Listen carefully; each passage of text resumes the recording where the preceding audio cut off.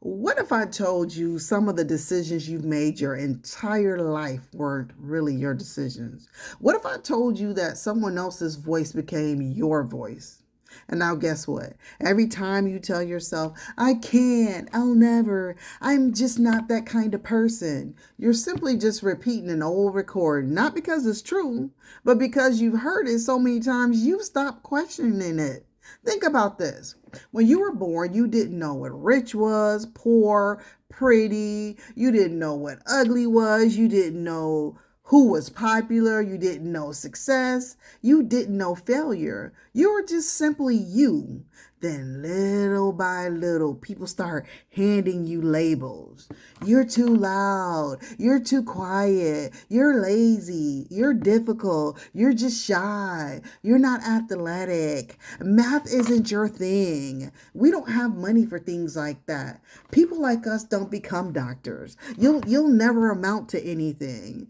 Even when those words weren't true, your little bitty brain accepted them because children don't question adults. They absorb them. A child doesn't have enough life experience to say, well, maybe they're wrong. Instead, they say, maybe they're right.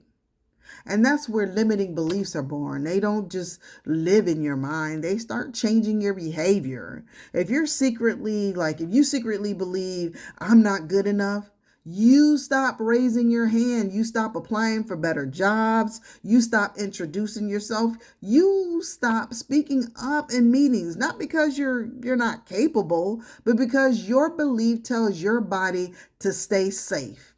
And if you're the person who believes everyone leaves me, you might just push people away before they can even leave. You become distant. You stop texting back. You don't trust compliments. You wait for disappointment. Not because everyone does leave, but because your belief is preparing for something that hasn't even happened.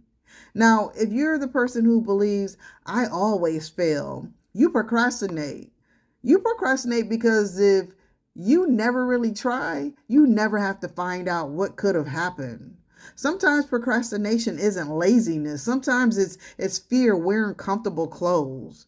And if you're the person that believes that I'm not lovable, you'll settle for relationships that hurt you. You accept disrespect, you overgive, you apologize for existing.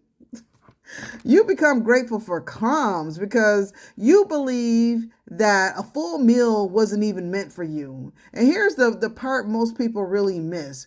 Your brain has one job, and that's to prove itself right, not to make you happy or to make you consistent. If you believe the world is dangerous, your brain notices danger. And if you believe that people are judging you, your brain notices every strange look. And if you believe no one loves you, your brain ignores the 10 people who do and focuses on the one person who doesn't. Your brain just becomes a lawyer, builds a case for whatever you already believe. Imagine putting blue food coloring into a clear glass of water. Everything turns blue, right? Now imagine saying, the water was born blue. No, something changed it. Your mind is the same way. Beliefs color everything you see. But just because the water turned blue doesn't mean it can't become clear again. You simply have to replace what you've been pouring into it. And how do you change that? Glad you asked. Well, every time you hear yourself say, I can't, pause. Ask yourself, who taught me that? Then ask, is that a fact? Or is that a story? Facts don't change. Stories do. Replace it with a different sentence. Not with something fake, though, with something possible. Instead of, I'm terrible with money, say, I'm learning how money works. Instead of, I'm not confident, say, I'm practicing confidence. Instead of, no one listens to me, say, I'm learning how to use my voice. Because guess what? Your brain believes repetition, not perfection.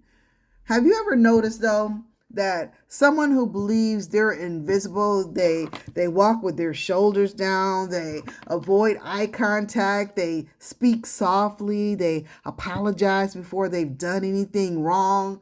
Now think about someone who believes they belong. They stand taller, they smile more, they breathe differently. Same human body, different belief system. Your beliefs don't change your thoughts, they change your posture, your energy, your decisions, even the opportunities that notice you. An elephant can weigh 1,000 pounds, yet it can be held by a single rope that a child could hold. Not because it's weak, because years ago when it was small, it learned this rope can't be broken. The rope stopped holding the elephant. It's the belief that did. So here's my question. What rope are you still tied to that no longer has the strength to hold you? Maybe it isn't your finances. Maybe it isn't your family. Maybe it isn't your past. Maybe it's a sentence someone spoke over your life that you've been repeating ever since.